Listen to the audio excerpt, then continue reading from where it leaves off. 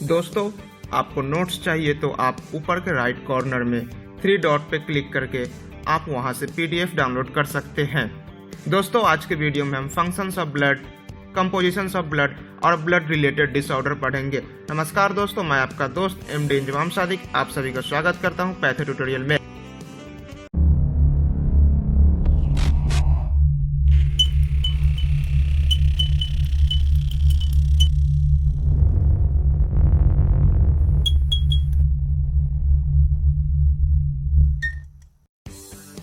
दोस्तों, आज के वीडियो में हम functions of blood, compositions of blood और ब्लड रिलेटेड डिसऑर्डर पढ़ेंगे, जबकि हमने पिछले वीडियो में what is blood, components of blood and properties of blood पढ़ लिया था।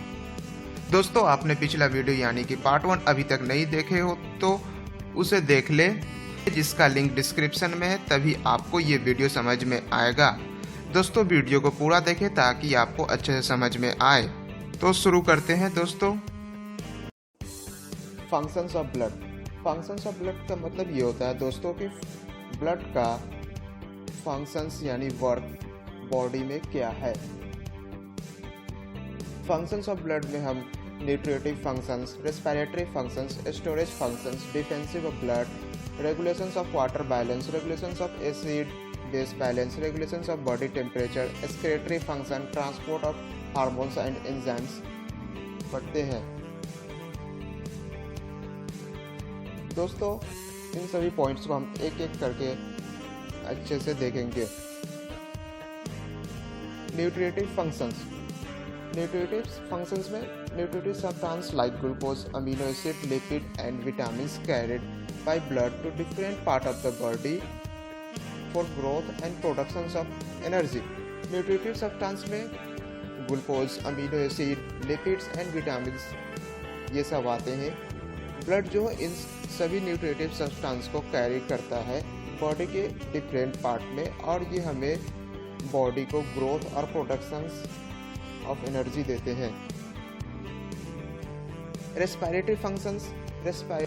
रेस्पिरेटरी फंक्शंस में transport of respiratory gases is done by the blood. Respiratory gases की जो ट्रांसपोर्ट होती है वो ब्लड के द्वारा होता है। It carries oxygen from lungs to all part of the body and carbon dioxide from all part of the body to lungs. Storage functions. Storage functions में blood store water, some important substance like protein, glucose, sodium and potassium. Storage functions का मतलब ये है कि blood में क्या क्या store रहता है, जैसे कि water and some important substance like protein, glucose and potassium. Defensive of blood. Blood plays an important role in the defence the body. The white blood cells are responsible for this functions. Blood जो है सो हमारे body में एक important role play करता है और इसके लिए रिस्पॉन्सिबल WBC यानी वाइट ब्लड सेल्स है। और regulations of water balance. Blood जो है से वाटर बैलेंस को भी मेंटेन या रेगुलेशन करता है। और regulations of acid base balance. Blood जो है सो एसिड और बेस को भी बैलेंस करता है। रेगुलेशंस ऑफ बॉडी टेम्परेचर, ये हमारे बॉडी टेम्परेचर को भी मेंटेन रखता है। एक्सक्रीटरी फंक्शंस, ये एक्सक्रीटरी फंक्शंस के रूप में भी काम करता है। Transport of hormones and enzyme, ये हमारे बॉडी में हार्मोन्स और एंजाइम को भी ट्रांसपोर्ट करता है। दोस्तों, ये थे हमारे ब्लड के functions. Compositions of blood. Compositions of blood में प्लाज्मा और ब्लड सेल्स आते हैं। प्लाज्मा जो कि 55%, ब्लड सेल्स 45%। ब्लड सेल्स में RBC, WBC और प्लेटलेट्स आते हैं। RBC जो कि RBC को हम रेड ब्लड कॉर्पसल्स या रेड ब्लड सेल्स भी कहते हैं, जो सर्कुलर और बाइकॉन्केव डिस्क शेप का होता है। Normal RBC count 4.5 to 5 million. Average life span of RBC 120 days होता है। WBC को हम दो भागों में डिवाइड करते हैं, ग्रेनुलोसाइट्स और अग्रेनुलोसाइट्स। ग्रेनुलोसाइट्स में न्यूट्रोफिल्स, इसिनोफिल्स, बेसोफिल्स आते हैं। न्यूट्रोफिल्स 40 to 75% होता है, जिसमें 5 ग्रेन्यूल्स होते हैं और ये मल्टी लोब्ड न्यूक्लियस होता है। एसिनोफिल्स 1 to 2% होता है, ये कोर्स ग्रेन्यूल्स होता है और ये बाइलोब्ड न्यूक्लियस होता है। बेसोफिल्स 0.5 to 2% होता है और ये भी कोर्स ग्रेन्यूल्स होता है और ये बाइलोब्ड न्यूक्लियस होता है। अग्रेनुलोसाइट्स को दो भागों में डिवाइड किया गया, लिम्फोसाइट और मोनोसाइट। लिम्फोसाइट जो कि 20 to 30% होता है, लिम्फोसाइट को दो भाग में डिवाइड किया है, लार्ज और स्मॉल। लार्ज लिम्फोसाइट जो कि साइज में लार्ज होता है और स्मॉल लिम्फोसाइट जो कि साइज में छोटा होता है। मोनोसाइट 2 to 4% होता है और ये लार्जेस्ट WBC होता है।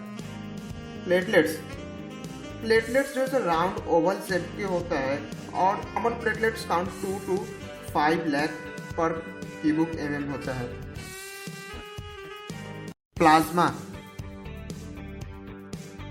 प्लाज्मा में सॉलिड्स जो कि 7 to 8% होते हैं, वाटर जो कि 91 to 92% होते हैं और गैसेस।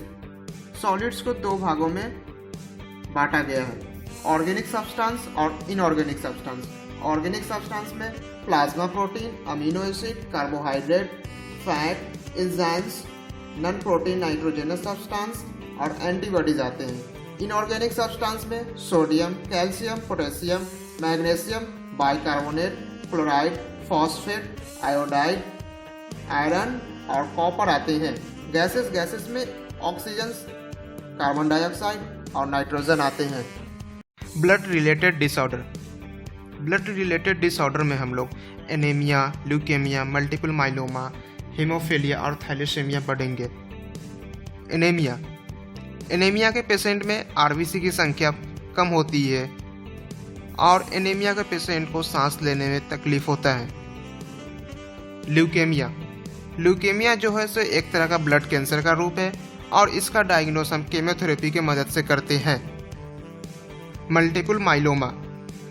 मल्टीपल माइलोमा भी एक तरह का ब्लड कैंसर का रूप है जिसमें WBC होता है, जिसे हम प्लाज्मा सेल्स कहते हैं और ये प्लाज्मा सेल्स हमारे ऑर्गन को डैमेज करता है।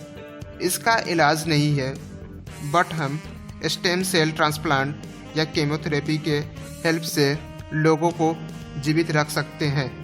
हीमोफीलिया एक तरह का जेनेटिक डिफिशियंसी है जिसमें प्रोटीन की कमी के कारण ब्लड क्लॉट में हेल्प करता है। इसके कई रूप हैं। थैलेसेमिया एक तरह का इनहेरिटेड ब्लड डिसऑर्डर है। अगर आपके बॉडी में ये कम है तो आपका बॉडी हेल्दी नहीं है। दोस्तों, वीडियो अच्छी लगी तो लाइक, कमेंट, शेयर और सब्सक्राइब करें और कोई सुझाव हो तो हमें कमेंट करके बताएं। दोस्तों, हमें सोशल मीडिया पे फॉलो करें जिसका लिंक डिस्क्रिप्शन में है। हम वहां पर भी आपके प्रश्नों का उत्तर देते हैं। Stay home, stay safe. जय हिंद।